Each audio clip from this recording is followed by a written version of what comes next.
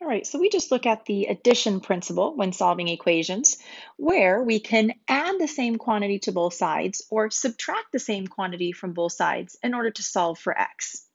Now let's add to that discussion and talk about the multiplication principle. Multiplication principle says that if I have an equation that's true, a equals b, then I can multiply both sides by the same quantity, and that equation should still be true. Or I could even divide both sides by the same quantity, and that equation is true. Let me show you an example. If you look over here to the right, if I have 2 times x equals 6. Now it's a little bit different than the last video because I'm not adding 2 to the x. If you notice, the 2 is right next to the x, which means multiply. So in order to get rid of the 2, get the 2 away from the x, so I can get it to say x equals, I need to do the opposite of multiply. So I really want to divide by 2.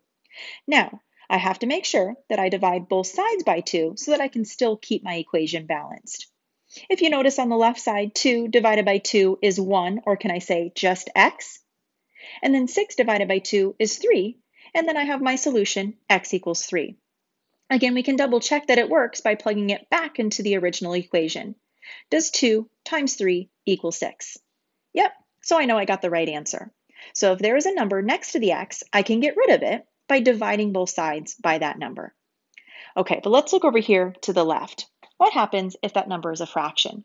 So if I have 1/2 times x equals 4. The 1/2 is right next to the x, which means multiply. So I really want to get rid of it by dividing by 1/2. Now, we've talked about dividing fractions in the past, haven't we? Where we actually don't divide, we really multiply by the reciprocal. So I can multiply both sides by the reciprocal of 1/2, which is 2 over 1. And as long as I do it to both sides, my equation should still be balanced. Now, if you look at the left side, 2 times 1 is 2, 1 times 2 is 2, and so I end up getting 2 over 2, which is just 1x, right? Or can I say just x?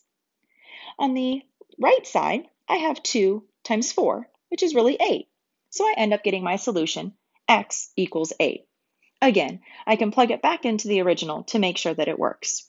But you notice on both equations, I could either divide both sides to solve it, or I can multiply both sides to solve it, depending on my situation.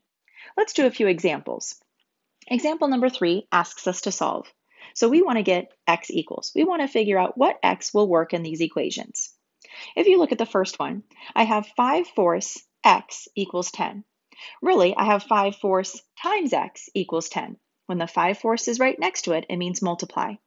So in order to get rid of the 5/4, we want to divide by 5/4. Well, because we're dividing fractions, instead of dividing by 5/4, could I actually multiply by the reciprocal, 4/5?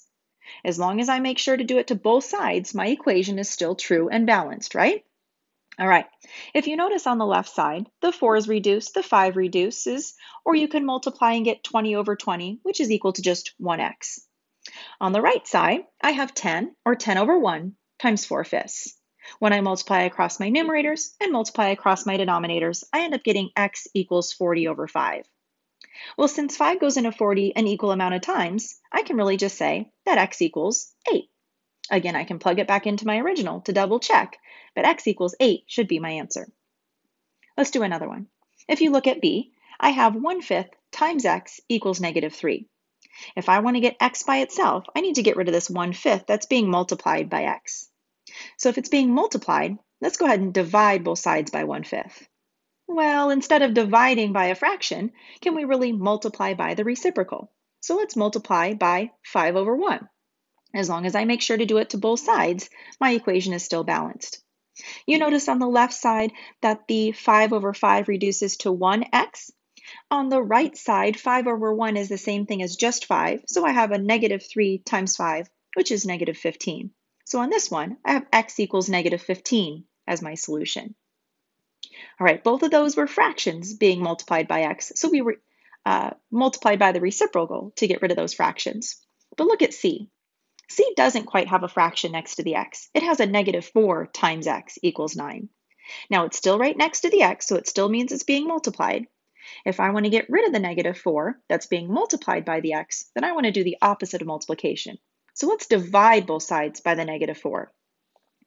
When I divide both sides by -4, the negative 4 divided by negative 4 is just a 1x, and then I have equal to 9 over negative 4.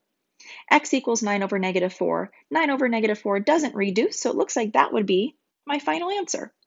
Let's take a second to double check to see if that works. If I plugged it back into my equation, I have negative 4 times x, which we said that x is really 9 over negative 4. We want to see if that equals 9. If I take this negative 4 and put it over 1, on my numerator I have negative 36, in my denominator I have negative 4. We know that two negatives divided make a positive, and 4 goes into 36 9 times, so I end up getting 9 equals 9, which is true, so I know my answer is correct. X equals 9 over negative 4. So we can divide, or we can multiply by the reciprocal. Let's do 3 more. If you look at D, D looks a little bit weird. It says negative x equals 5, and I want to figure out what x equals, not negative x, but just an x. So there's something in front of that x that we need to get rid of. What number is in front of that x? You just can't see it. Yeah, negative 1, right? So I normally rewrite it with a negative 1 times x. It means the same thing as negative x, right? It's just an invisible coefficient of a negative 1. Well, that negative 1 is being multiplied by the x because it's right next to. And so if I want to get rid of the negative 1, I want to divide both sides by negative 1. Negative 1 divided by negative 1 is positive 1. So I get positive 1x equals 5 divided by negative 1. Well, 5 divided by negative 1 is really just negative 5. So I can say on this one that x equals negative 5. All right, let's do 2 more that look also a little bit different. They still have fractions. So on E, I have 2y over 9 equals 8/3. Now, if you notice, the 2 and the y are right next to each other on the same numerator. Isn't that the same, though, as separating them and multiplying them? 2/9 times y, right? So instead of combining them into the same numerator, I can write it just as a multiplication problem, 2/9 times y. That might make it a little more obvious for you that I have a 2/9 times a y, and I need to get rid of the 2/9 by dividing. But instead of dividing by 2/9, could I multiply by the reciprocal, 9 over 2? As long as I do it to both sides, the 9 over 2 and 2 over 9 should reduce to a 1y. On the right side then, I have a 72 over 6. Again, multiplying tops with tops and bottoms with bottoms. I think 6 goes into 72, and I have got y equals 12. So the key on that one, to me, is kind of separating the 2y over 9 into an equivalent version of 2/9 times y. And that way it's more obvious that I have a 2/9 that I have to get rid of. Do the same thing with f. On f, I have a 4t over 7 equals 6. Well, instead of writing it 4 times t over 7, we can write it as 4/7 times t. It means the same thing, but now it's a little more obvious that I have a 4/7 times a t. I need to get rid of the 4/7, so I'm going to divide by 4/7. Or, instead of dividing fractions, we can multiply by the reciprocal, 7 over 4. As long as I do it to both sides, I should be balanced. On the left side, I have 28 over 28, which is a 1t. On the right side, I have 62 over 4, not 62, 42 over 4. 6 times 7 is what I was thinking. It was 42 over 1 times 4, which is 4. But it looks like that 42 over 4 has a common factor. Can I reduce both of those by 2? And so I always want to reduce my final answers if possible, and I end up getting t equals 21 over 2. All right, we talked about the addition property. We talked about the multiplication property. I highly suggest you stop here, practice a few before we move on to the next idea, because eventually we're going to start putting all of this stuff together, and it's going to get a little more challenging as we go. So make sure you practice solving one-step equations, either adding a quantity to both sides, subtracting a quantity to both sides, or multiplying by the reciprocal, or even dividing, as long as you make sure you do it to both sides. So practice a few of those first before moving on to the next video.